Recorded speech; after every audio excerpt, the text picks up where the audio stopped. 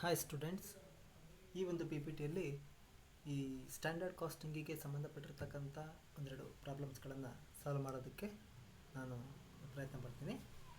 So ಮೊದಲನೇ ಒಂದು problem, standard material required to manufacture 1 unit of product X is 10 kg and the standard price per K G of material is ₹2.5.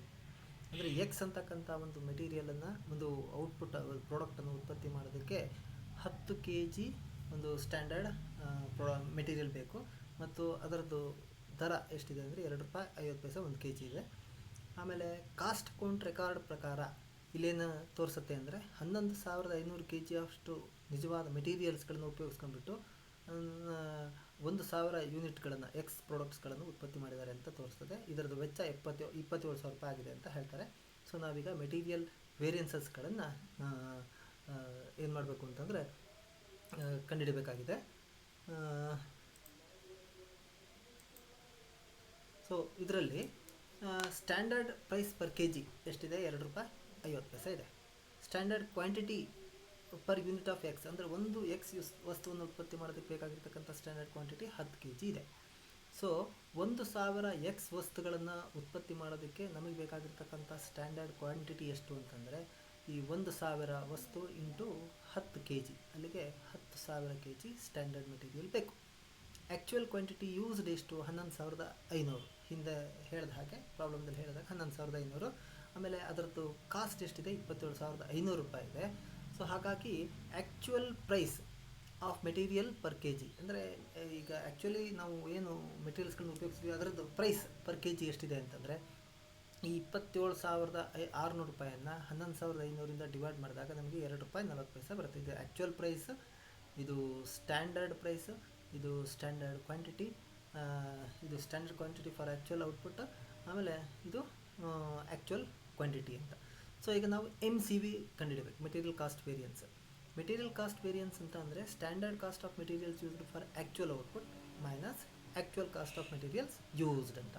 ಅಂದರೆ ₹2.50 standard price into 10,000 standard quantity 10,000, ಇದನ್ನು multiply ಮಾಡ್ಕೋಬೇಕು, minus 11,500 actual quantity ಎಷ್ಟಿದೆ ಅಂತಂದರೆ 11,500 kg ಇದೆ, ಅದರದ್ದು rate ₹2.40 ಇದೆ. ಇದನ್ನು multiply ಮಾಡ್ಕೋಬೇಕು.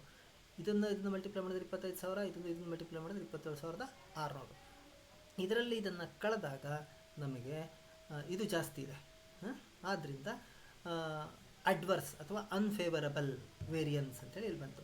ಒಂದು ವೇಳೆ ಈ ಫಸ್ಟಿಂದು ಜಾಸ್ತಿ ಇತ್ತು ಅಂತಂದರೆ ಫೇವರಬಲ್, ಎರಡನೇದು ಜಾಸ್ತಿ ಇತ್ತು ಅಂತಂದರೆ ಅನ್ಫೇವರಬಲ್ ಅಥವಾ ಅಡ್ವರ್ಸ್ ಅಂಥೇಳಿ ನಾವು ಹೇಳ್ತೀವಿ. ಅಡ್ವರ್ಸ್ ಇದೆ ₹2,600 ಅಡ್ವರ್ಸ್ ವೇರಿಯನ್ಸ್ ಬಂತು. ಎರಡನೇದಾಗಿ material price variance. Material price variance is equal to actual usage multiplied by standard unit price minus actual unit price. Actual usage ಎಷ್ಟಿದೆ? ಇಲ್ಲಿ 11,500 kg multiplied by standard unit price ಎಷ್ಟಿದೆ? ₹2.50. ಇದು ₹2.50 minus actual unit price ಎಷ್ಟಿದೆ? ₹2.40. ಇದನ್ನು ಹಾಗೆ ಇಟ್ಕೊಂಡಿದ್ದೀವಿ. ಇದರಲ್ಲಿ ಇದನ್ನು ಕಳೆದ್ರೆ 10 ಪೈಸೆ ಬಂತು. ಇದು ಜಾಸ್ತಿ ಇದೆ, ಪ್ಲಸ್ ಬರುತ್ತೆ ಅಂದರೆ ಪಾಸಿಟಿವ್ ಇದೆ. ಇದನ್ನು ಗುಣಿಸಿದಾಗ ₹1,150. ಇದು ಫೇವರಬಲ್. ಇದು ಯಾಕೆ ಅಂತಂದರೆ ಇಲ್ಲಿ ₹2.50 ₹2.40ಕ್ಕಿಂತ ದೊಡ್ಡದಲ್ಲ, ಆದ್ದರಿಂದ ಇದು ಪಾಸಿಟಿವ್ ಬಂದ್ಬಿಡುತ್ತೆ, ಫೇವರಬಲ್ ವೇರಿಯನ್ಸ್ ₹1,150. ಮೂರನೇದಾಗಿ ಮೆಟೀರಿಯಲ್ ಯೂಸೇಜ್ ವೇರಿಯನ್ಸ್ ಅಂಥೇಳಿ, ಅದಕ್ಕೆ ಫಾರ್ಮುಲಾ ಏನಿದೆ? Standard price per unit multiplied by standard quantity minus actual quantity ಅಂತ.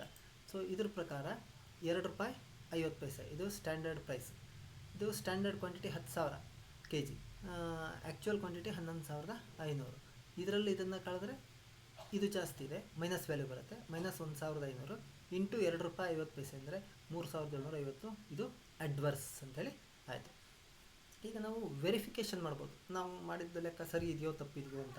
ಸೊ ಅದು ವೆರಿಫಿಕೇಷನ್ ಏನಂತ ಹೇಳ್ತದೆ ಅಂದರೆ material cost variance is equal to material price variance plus material usage variance ಅಂತ. ಮೆಟೀರಿಯಲ್ ಕಾಸ್ಟ್ ವೇರಿಯನ್ಸು 2,600 ಅಡ್ವರ್ಸ್ ಇತ್ತು. Material price variance ₹1,150 favourable ಇದೆ, plus material usage variance ₹3,750 adverse ಇದೆ. So ಇದು ಅಡ್ವರ್ಸು, ಇದು ಫೇವರಬಲ್, ಇದು ಜಾಸ್ತಿ ಇದೆ. ಇದರಲ್ಲಿ ಇದನ್ನು ಕಳಿಬೇಕು, 2,600 ಬರುತ್ತೆ. ಇದು ಜಾಸ್ತಿ ಇರೋದ್ರೆ ಅಡ್ವರ್ಸ್ ಅಂತ. ಸೊ 2,600 ಅಡ್ವರ್ಸ್, ₹2,600 ಇದು ಒಂದು ಪ್ರಾಬ್ಲಮ್. ಎರಡನೇ ಪ್ರಾಬ್ಲಮ್ದಲ್ಲಿ ಇಲ್ಲೇನು ಅಂತಂದರೆ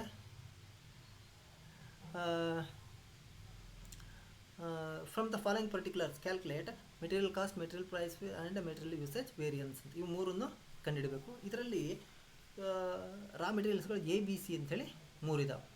ಸೊ ಈ ರಾ ಮೆಟೀರಿಯಲ್ಸ್ಗಳನ್ನು ನಾವಿಲ್ಲಿ ಕೊಟ್ಟಿದ್ದಾರೆ. ಸೊ ಅದರದ್ದು ಸ್ಟ್ಯಾಂಡರ್ಡ್ ಯೂನಿಟ್ಸು ಮತ್ತು standard price, actual unit, actual price, ಇದು ಎ ಬಿ ಸಿಗೆ ಎಷ್ಟೆಷ್ಟು ಅಂತೇಳಿ ಇಲ್ಲಿ ಕ್ಲೀನಾಗಿ ಕೊಟ್ಟಿದ್ದಾರೆ. ಸೊ ಅದೇ ಥರದ ಒಂದು ಟೇಬಲನ್ನು ನಾವಿಲ್ಲಿ ಹಾಕೋಬೇಕು. ಒಂದು ಸ್ವಲ್ಪ ಎಕ್ಸ್ಟೆನ್ಷನ್ ಏನು ಅಂದರೆ ಟೋಟಲ್ ಅಂತಕ್ಕಂಥ ಒಂದು ಕಾಲಮನ್ನು ನಾವಿಲ್ಲಿ ಮಾಡ್ಕೊಂಡಿದ್ದೀವಿ. ಸೊ ಪ್ರಾಡಕ್ಟ್ ಇದು ಮೆಟೀರಿಯಲ್ ಎದಲ್ಲಿ ಯೂನಿಟ್ 1010, ಅದರದ್ದು ಪ್ರೈಸ್ 1 ರೂಪಾಯಿ ಇದೆ. ಇದನ್ನು ಗುಣಿಸಿದಾಗ 1010, ಇದನ್ನು ಗುಣಿಸಿದಾಗ 615, ಇದನ್ನು ಗುಣಿಸಿದಾಗ 700, ಇದನ್ನು ಟೋಟಲ್ ಮಾಡಿದ್ವಿ ಅಂದರೆ 2325 ಟೋಟಲ್ ಸ್ಟ್ಯಾಂಡರ್ಡ್ ಕಾಸ್ಟ್. ಇದು total standard cost for actual output. ಇದು ಆ್ಯಕ್ಚುಯಲ್ ಕಾಸ್ಟ್. ಇದು 1080, ಇದು ಗುಣಿಸಿದಾಗ ಇಷ್ಟು ಬರುತ್ತೆ, ಇದು ಗುಣಿಸಿದರೆ ಇಷ್ಟು ಬರುತ್ತೆ, ಇದು ಮತ್ತು ಇದು ಗುಣಿಸಿದರೆ ಇಷ್ಟು ಬರುತ್ತೆ. ಇದನ್ನು ಟೋಟಲ್ ಮಾಡಿದರೆ 2702 ರೂಪಾಯಿ ಬರುತ್ತೆ. ಇದು ಟೋಟಲ್ ಆ್ಯಕ್ಚುಯಲ್ ಕಾಸ್ಟ್ ಇದು. ಸೊ ಈಗ ನಾವು 3 ವೇರಿಯನ್ಸಸ್ಗಳನ್ನು ಕಂಡುಹಿಡಬೇಕು. ಮೆಟೀರಿಯಲ್ ಕಾಸ್ಟ್ ವೇರಿಯನ್ಸ್ ಅಂತ.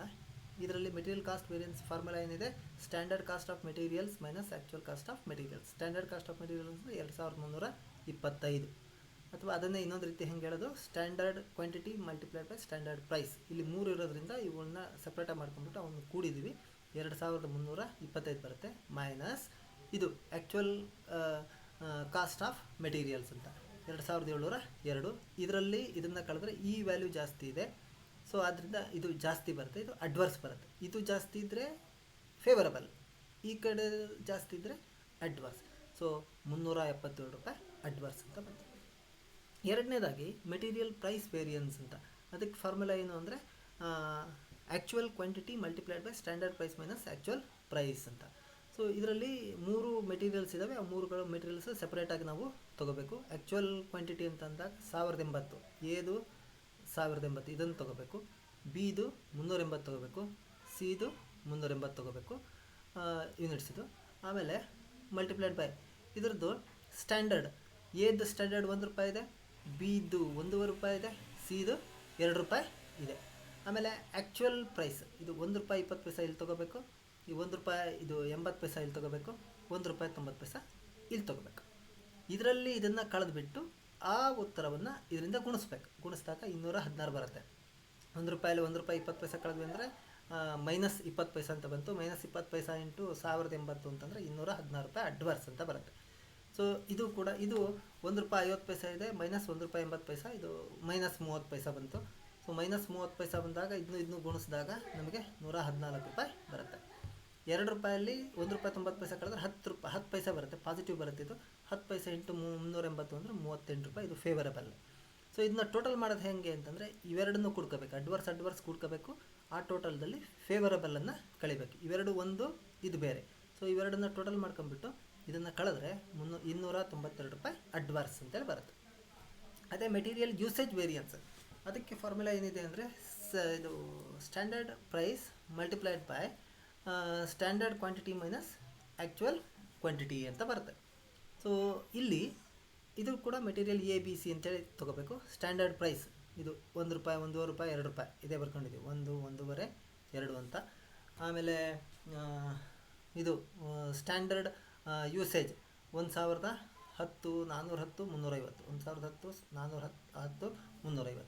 ಅದೇ ಥರ ಆ್ಯಕ್ಚುಯಲ್ ಯೂಸೇಜ್ 1080, 380, 380.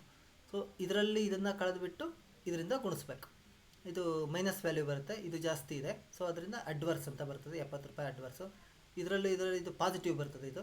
ಸೊ ಪಾಸಿಟಿವ್ ಅಂದರೆ ಇದನ್ನು ಗುಣಿಸಿದಾಗ 45 ರೂಪಾಯಿ, ಸರಿ ಇದು 30, 15, 45, ಇದು ಫೇವರಬಲ್, ಇದು ಅಡ್ವರ್ಸ್ ಅಲ್ಲ, ಸರಿ ಇದು ಫೇವರಬಲ್ ಅಂತ ಆಗ್ತದೆ. ಆಮೇಲೆ ಇದು ಅಡ್ವರ್ಸ್, ಇದು ಮೈನಸ್ ಆಗ್ತದೆ, ಮೈನಸ್ ಇಂಟು 2 ಅಂತಂದರೆ ಇದು ಅಡ್ವರ್ಸ್ 60 ರೂಪಾಯಿ ಆಗುತ್ತೆ. ಸೊ ಈಗ ಇದು ಫೇವರಬಲ್ ಇದೆ, ಇದನ್ನು ಕೂಡಿಬಿಟ್ಟು ಇದನ್ನು ಕಳಿಬೇಕು, 45 ರೂಪಾಯಿಯನ್ನು ಕಳಿಬೇಕು. ಕಳೆದಾಗ ನಮಗೆ 85 ರೂಪಾಯಿ ಬರುತ್ತೆ ಅಂತ. ಮೈನಸ್ ಅಡ್ವರ್ಸ್ ಅಂದರೆ ಇದೊಂದು ಫೇವರಬಲ್ ಇದೆ, ಇದೊಂದು ಸ್ವಲ್ಪ ತಿದ್ದುಕೊಳ್ರಿ. ಇದು ಫೇವರಬಲ್ ಇರೋದ್ರಿಂದ ಇದನ್ನು ಮತ್ತು ಇದನ್ನು ಕೂಡಿಬಿಟ್ಟು 70 + 60 130 ರೂಪಾಯಿ. 130 ರೂಪಾಯಲ್ಲಿ 45 ರೂಪಾಯಿ ಕಳೆದ್ರೆ ಅಲ್ಲಿಗೆ 85 ರೂಪಾಯಿ ಅಡ್ವರ್ಸ್ ಅಂತೇಳಿ ಬರುತ್ತೆ. ಸೊ ಇದನ್ನ ಬೇಕಾದರೆ ವೆರಿಫಿಕೇಷನ್ ಕೂಡ ಮಾಡ್ಬೋದು. ಏನಂದರೆ ಮೆಟೀರಿಯಲ್ MCV = MPV + MUV ಅಂತ. ಸೊ ಅಲ್ಲಿಗೆ 377 adverse is equal to 292 + 85 adverse. 292 adverse + 85 adverse ಇವೆರಡನ್ನು ಕೂಡಿದ್ವಿ ಅಂತಂದರೆ ಅಲ್ಲಿಗೆ 377 ಅಡ್ವರ್ಸ್ ಬರುತ್ತೆ. ಇದೇ ಥರ ಮೂರನೇ ಪ್ರಾಬ್ಲಮ್ಮು ಕೂಡ ಒಂದಿದೆ, ಸ್ವಲ್ಪ ಹೆಚ್ಚು ಕಡಿಮೆ ಸೇಮ್ ಪ್ರಾಬ್ಲಮ್.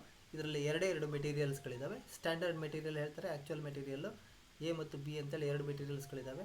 ಇದು 40 ಯೂನಿಟು ಒಂದಕ್ಕೆ 50 ರೂಪಾಯಿ ಅಂತ. ಇದು 50 ಯೂನಿಟು ಒಂದಕ್ಕೆ 50 ರೂಪಾಯಿ. ಸೊ ಇದು B, ಇದು 60 ಯೂನಿಟು ಒಂದಕ್ಕೆ 40 ರೂಪಾಯಿ, 60 ಯೂನಿಟು ಒಂದಕ್ಕೆ 45 ರೂಪಾಯಿ. ಹಿಂದಿನ ಪ್ರಾಬ್ಲಮ್ದಂಗೆ ಇಲ್ಲೂ ಕೂಡ ಒಂದು ಸ್ವಲ್ಪ ಎಕ್ಸ್ಟೆನ್ಷನ್, ಅಂದರೆ ಟೋಟಲ್ ಮಾಡ್ಕೊಂಡಿದ್ದೀವಿ. ಇದನ್ನು ಗುಣಿಸಿ ಇಲ್ಲಿ ಬರ್ಕೊಂಡಿದ್ದೀವಿ, ಇದನ್ನು ಗುಣಿಸಿ ಇಲ್ಲಿ ಬರ್ಕೊಂಡಿದ್ದೀವಿ, ಇವೆರಡನ್ನು ಟೋಟಲ್ ಮಾಡಿ ಇಲ್ಲಿ ಬರ್ತಿದ್ದೀವಿ. ಇದು ಗುಣಿಸಿ ಇಲ್ಲಿ ಬರ್ತಿದ್ದೀವಿ, ಇದನ್ನು ಗುಣಿಸಿ ಇಲ್ಲಿ ಬರ್ಕೊಂಡಿದ್ದೀವಿ, ಇದನ್ನು ಟೋಟಲ್ ಮಾಡಿ 5200 ಮಾಡಿದ್ದೀವಿ. ಸೊ ಮೆಟೀರಿಯಲ್ ಕಾಸ್ಟ್ ವೇರಿಯನ್ಸ್ ಅಂತ ಅಂದಾಗ ಅದು standard cost of materials used minus actual cost of materials ಅಂತ. 4400 ರೂಪಾಯಲ್ಲಿ 5200 ರೂಪಾಯಿನ ಕಳಿಬೇಕು. ಇದು ಜಾಸ್ತಿ ಇದೆ, ಆದ್ದರಿಂದ ಅಡ್ವರ್ಸ್ ಬರುತ್ತೆ, 800 ರೂಪಾಯಿ adverse.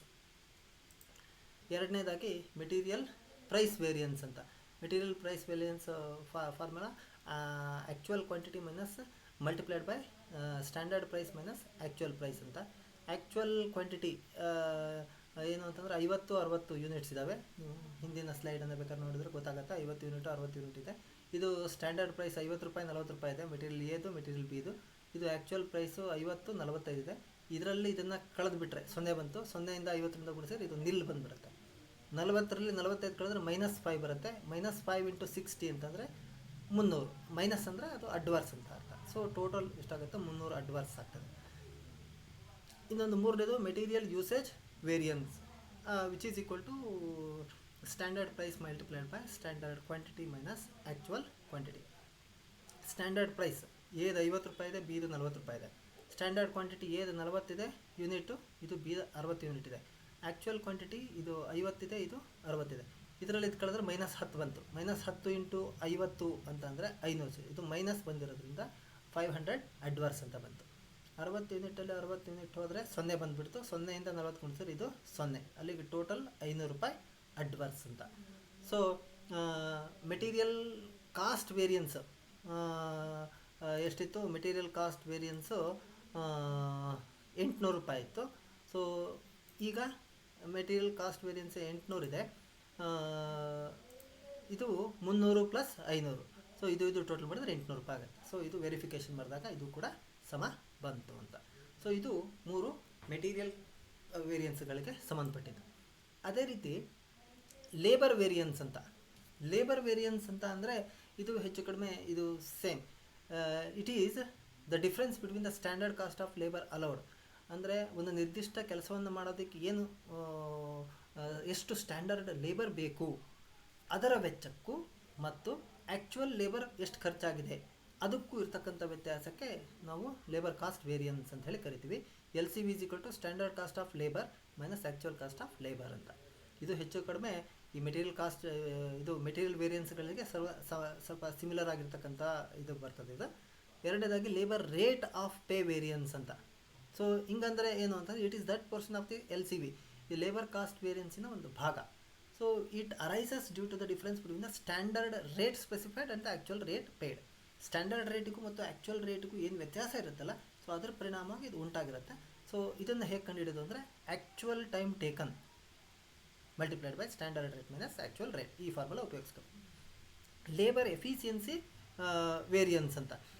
So it is that portion of LCV. ಇದು ಕೂಡ LCVಯ ಅಂದರೆ ಲೇಬರ್ ಕಾಸ್ಟ್ ವೇರಿಯನ್ಸಿನ ಒಂದು ಭಾಗನೇ. ಇದು ಯಾಕೆ ಉಂಟಾಗುತ್ತೆ ಅಂತಂದರೆ between the standard difference between standard labour hours specified for the actual output and the actual labour hours spend. Standard labour ಅವರ್ಸ್ಗೂ ಮತ್ತು ಆ್ಯಕ್ಚುಯಲ್ ಲೇಬರ್ ಅವರ್ಸ್ಗಳಲ್ಲೂ ಉಂಟಾಗಿರ್ತಕ್ಕಂಥ ವ್ಯತ್ಯಾಸದ ಪರಿಣಾಮವಾಗಿ ಈ ಒಂದು ಲೇಬರ್ ಎಫಿಷಿಯನ್ಸಿ ವೇರಿಯನ್ಸ್ ಅನ್ನೋದು ಉಂಟಾಗಿರುತ್ತೆ.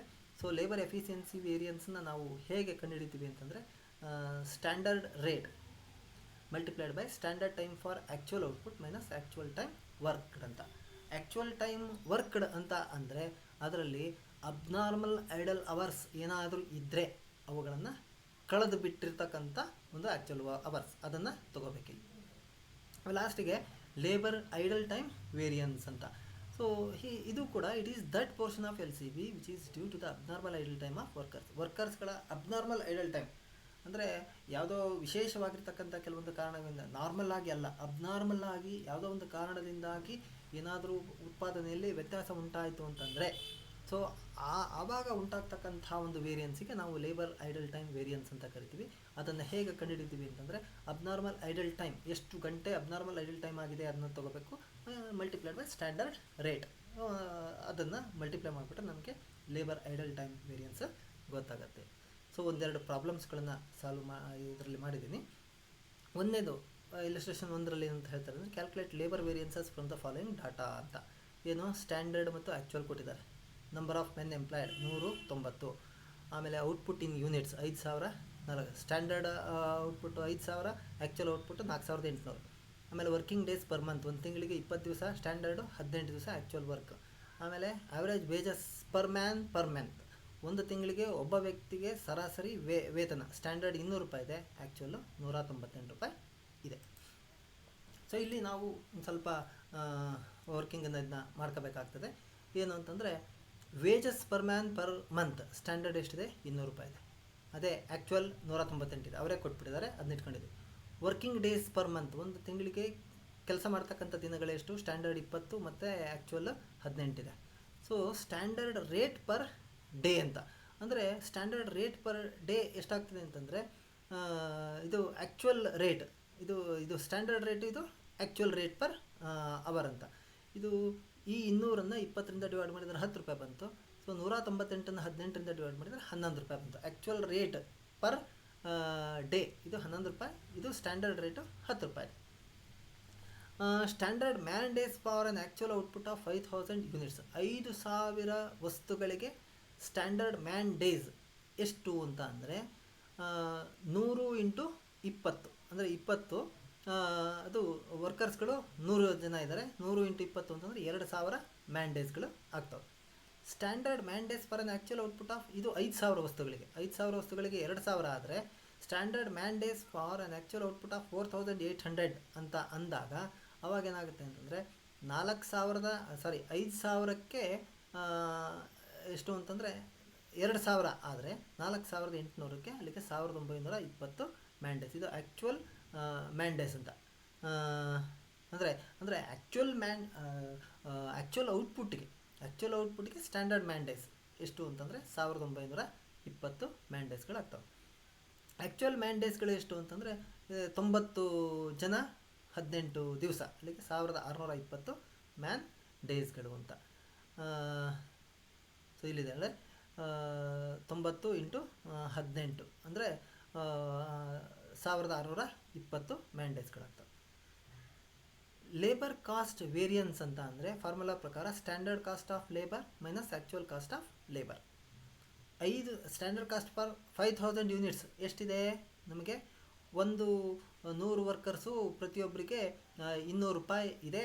100 × 20 200 ಅಂತಂದರೆ 20,000 ರೂಪಾಯಿ ಇದೆ. ಅದೇ ಸ್ಟ್ಯಾಂಡರ್ಡ್ ಕಾಸ್ಟ್ ಫಾರ್ 4800 ಯೂನಿಟ್ಸ್, ನಾವು ಆ್ಯಕ್ಚುಲಿ ಉತ್ಪಾದನೆ ಮಾಡಿರೋದು ಎಷ್ಟು ಅಂದರೆ 4800 ವಸ್ತುಗಳು. ಸೊ ಆ 4800 ವಸ್ತುಗಳಿಗೆ ಇದು ಸ್ಟ್ಯಾಂಡರ್ಡ್ ಕಾಸ್ಟ್ ಎಷ್ಟಾಗುತ್ತೆ ಅಂತ ಅಂದರೆ, 5000ಕ್ಕೆ 20,000 ಆದರೆ ಎಷ್ಟು ಅಂತಂದರೆ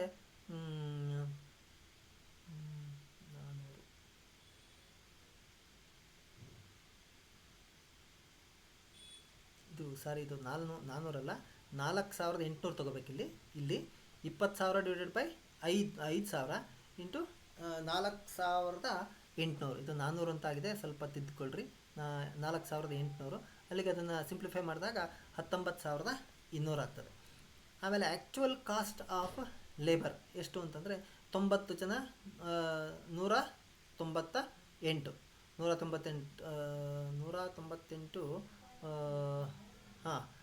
ತಿಂಗಳಿಗೆ 198 90 ರೂಪಾಯಿ. ಸೊ ಅಲ್ಲಿಗೆ 17,820 ರೂಪಾಯಿ ಆಯಿತು.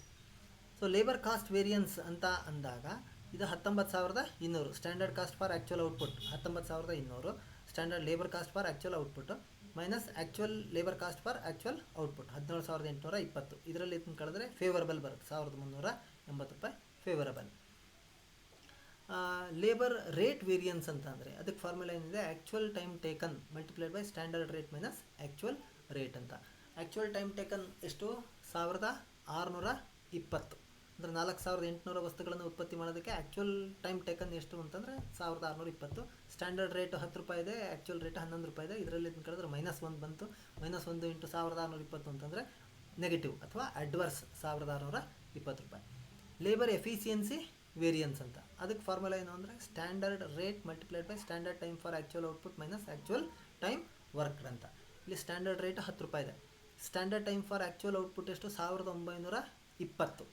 ಅಂದರೆ 4,800 ವಸ್ತುಗಳನ್ನು ಉತ್ಪತ್ತಿ ಮಾಡೋದಕ್ಕೆ ಇರ್ತಕ್ಕಂಥ standard time 1,920 minus actual mandays worked ಎಷ್ಟು, 1,620. ಇದರಲ್ಲಿ ಇದನ್ನು ಕಳೆದ್ರೆ ಇದರಲ್ಲಿ 1,620.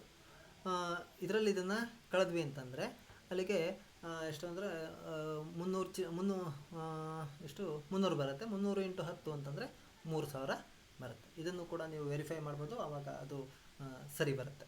ಏನಂತ ಅಂದರೆ ಲೇಬರ್ ಏನು ಅಂದರೆ ಯಾವುದದು labour cost variance is equal to labour rate variance plus labour efficiency variance ಅಂತೇಳಿ ಅದು ಬರ್ತದೆ ಫಾರ್ಮುಲಾ. ಸೊ ಅದ್ರ ಪ್ರಕಾರ ನೀವು ಮಾಡಿದಾಗ ತೋರಿಸ್ಬೋದು. ಸೊ ಎರಡನೇ ಎಕ್ಸಾಂಪಲ್ದಲ್ಲಿ ಇಲ್ಲೇನು ಅಂತಂದರೆ ಈ ಪ್ರಾಬ್ಲಮ್ದಲ್ಲಿ ಲೇಬರ್ ವೇರಿಯನ್ಸಸ್ಗಳನ್ನು ಕಂಡುಹಿಡಿಯೋಕೆ ಕೇಳಿದ್ದಾರೆ. ಗ್ರಾಸ್ ಡೈರೆಕ್ಟ್ ವೇಜಸ್ ಎಷ್ಟಿದೆ, 3,000 ಇದೆ. ಸ್ಟ್ಯಾಂಡರ್ಡ್ ಅವರ್ಸ್ ಪ್ರೊಡ್ಯೂಸ್ಡ್ ಎಷ್ಟು ಅಂದರೆ 1,600 ಇದೆ. ಸ್ಟ್ಯಾಂಡರ್ಡ್ ರೇಟ್ ಎಷ್ಟಿದೆ, ₹1.50 ಇದೆ. ಆ್ಯಕ್ಚುಯಲ್ ಅವರ್ಸ್ ಪೇಯ್ಡ್ 1,500 ಅವರ್ಸ್ಗಳನ್ನು ಆ್ಯಕ್ಚುಲಿ ಪೇ ಮಾಡಿದ್ದಾರೆ. ಇದರಲ್ಲಿ 50 ಗಂಟೆ ಅಬ್ನಾರ್ಮಲ್ ಐಡಲ್ ಟೈಮ್ ಇದೆ ಅಂತ. So actual rate is equal to actual rate ಏನಿದೆ, ಗ್ರಾಸ್ ಡೈರೆಕ್ಟ್ ವೇಜಸ್ಸನ್ನು ಆ್ಯಕ್ಚುಯಲ್ ಟೈಮ್ನಿಂದ ಡಿವೈಡ್ ಮಾಡಿದಾಗ ಗ್ರಾಸ್ ಡೈರೆಕ್ಟ್ ವೇಜಸ್ ಅಂದರೆ 3,000 ಇದೆ. ಆ್ಯಕ್ಚುಯಲ್ ಟೈಮ್ ಟೇಕನ್ನು 1,500 ಇದೆ. ಇದರಿಂದ ಡಿವೈಡ್ ಮಾಡಿದ್ರೆ ₹2 ಅಂದರೆ ಆ್ಯಕ್ಚುಯಲ್ ರೇಟ್ ಎಷ್ಟು, ₹2, ಒಂದು ಗಂಟೆಗೆ ₹2 ಅಂತ. ಲೇಬರ್ ಕಾಸ್ಟ್ ವೇರಿಯನ್ಸ್ ಅಂತಂದರೆ ಫಾರ್ಮುಲಾ ಏನು, standard cost of labour minus actual cost of labour ಅಂತ. Standard hour into standard rate ಅಂದರೆ 1,600 ಸ್ಟ್ಯಾಂಡರ್ಡ್ ಅವರ್ಸ್, ₹1.50 ಸ್ಟ್ಯಾಂಡರ್ಡ್ ರೇಟ್. ಇದನ್ನು ಮಲ್ಟಿಪ್ಲೈ ಮಾಡಿ ಅದರಲ್ಲಿ ಇದನ್ನು ಮಲ್ಟಿಪ್ಲೈ ಮಾಡಿದ ಕಳೆದಾಗ ಅಂದರೆ ಇದು ಆ್ಯಕ್ಚುಯಲ್ ಅವರ್ಸ್ ಮತ್ತು ₹2. ಇದನ್ನು ಕಳೆದಿದ್ದನ್ನು ಲೆಸ್ ಮಾಡಿದಾಗ ನಮಗೆ ₹600 ಅಡ್ವರ್ಸ್ ಬರುತ್ತೆ. ಅದೇ ಥರ labour rate variance actual time ಅದಕ್ಕೆ formula actual time taken multiplied by standard rate minus actual rate ಅಂತ. ಆ್ಯಕ್ಚುಯಲ್ ಟೈಮ್ ಟೇಕನ್ 1,500 ಗಂಟೆಗಳು. ಅದರಲ್ಲಿ ಸ್ಟ್ಯಾಂಡರ್ಡ್ ರೇಟ್ ₹1.50 ಇದೆ, ಆ್ಯಕ್ಚುಯಲ್ ರೇಟು ₹2 ಇದೆ. ಇದರಲ್ಲಿ ಇದನ್ನು ಕಳೆದ್ರೆ -0.5 ಅಂತ ಬರುತ್ತದೆ. ಇದನ್ನ ಗುಣಿಸಿದ್ರೆ ₹750 ಬರುತ್ತೆ. ಅದು ಕೂಡ ಅಡ್ವರ್ಸ್, ಇದು ಮೈನಸ್ ಇರೋದ್ರಿಂದ ಅಡ್ವರ್ಸ್ ಅಂತ ಬಂತು. ಲೇಬರ್ ಎಫಿಷಿಯನ್ಸಿ ವೇರಿಯನ್ಸ್ ಅಂದರೆ standard rate multiplied by standard time for actual output minus actual time worked ಅಂತ. So standard rate ₹1.50, standard time 1,600 ಗಂಟೆಗಳು ಮೈನಸ್ ಏನು ಅಂದರೆ ಆ್ಯಕ್ಚುಯಲ್ ಟೈಮ್ ವರ್ಕ್ಡ್. ಇಲ್ಲಿ ಎಷ್ಟು ಅಂತಂದರೆ ಆ್ಯಕ್ಚುಯಲ್ ಟೈಮ್ ವರ್ಕ್ಡ್ 1,450. ಯಾಕೆ ಅಂತಂದರೆ ಇಲ್ಲಿ 1,450 ಅಂತಂದರೆ ಇದರಲ್ಲಿ 50 ಗಂಟೆ ಇದು ಅಬ್ನಾರ್ಮಲ್ ಐಡಲ್ ಟೈಮ್ ಅದನ್ನು ಕಳಿಬೇಕು, 1,450 ಆಗ್ತದೆ. ಸೊ ಇದನ್ನು ಕಳೆದ್ರೆ ಪ್ಲಸ್ ಬರ್ತದೆ. ಇದನ್ನು ಮಲ್ಟಿಪ್ಲೈ ಮಾಡಿದರೆ ಕೊನೆಗೆ 225 ಫೇವರಬಲ್ ಬರುತ್ತೆ ಅಂತ. ಸೊ ಇದು ಇನ್ನೊಂದೇನು ಅಂತಂದರೆ idle time variance. Idle time variance ಅಂತಂದರೆ abnormal idle time multiply by standard rate. Abnormal idle time 50 ಗಂಟೆ ಇದೆ, ಸ್ಟ್ಯಾಂಡರ್ಡ್ ರೇಟ್ ₹1.50 ಇದೆ. ಇದನ್ನು ಗುಣಿಸಿದರೆ ₹75 ಬರುತ್ತೆ. ಸೊ ವೆರಿಫಿಕೇಷನ್, ಇಲ್ಲೂ ಕೂಡ ನೀವು ವೆರಿಫಿಕೇಷನನ್ನು ಮಾಡ್ಬೋದು. Labour cost variance is equal to labour rate variance labour plus labour efficiency variance plus labour idle time variance ಅಂತ. ಇದು ₹600 ಇದೆ, ಅದು ಲೇಬರ್ ಕಾಸ್ಟ್ ವೇರಿಯನ್ಸು. ಸೊ ಇದು labour rate variance, labour cost variance ₹600, labour rate variance ₹750, ಅದು adverse ಇದೆ. ಆಮೇಲೆ labour efficiency variance 225, ಅದು favourable ಇದೆ. ಇದು ₹75 ಅಡ್ವರ್ಸ್ ಇದೆ. ಸೊ ಇದು ಅಡ್ವರ್ಸ್ ಇದು ಕೂಡಿ ಇದರಲ್ಲಿ ಇದನ್ನು ಕಳೆದುಬಿಟ್ರೆ ನಮಗೆ ಇದಕ್ಕೆ ಸಮ. ಆದ್ದರಿಂದ 600 ಅಂತ. ಸೊ ಇಷ್ಟು 2 ಪ್ರಾಬ್ಲಮ್ಸ್ಗಳನ್ನು ಸಾಲ್ವ್ ಮಾಡಿದ್ದೀನಿ. ಇನ್ನು ಉಳಿದಿರ್ತಕ್ಕಂಥದ್ದನ್ನು ನೀವು ಆದಷ್ಟು ನೋಡ್ಕೊಳ್ರಿ, ಇದೇ ಥರದ ಪ್ರಾಬ್ಲಮ್ಸ್ಗಳು ಬರ್ಬೋದು. ಸೊ ಮಾಡಿ, ಇದರಿಂದ ಎಕ್ಸಾಮ್ದಲ್ಲಿ ಎಲ್ಲರೂ ಚೆನ್ನಾಗಿ ಮಾಡಿ.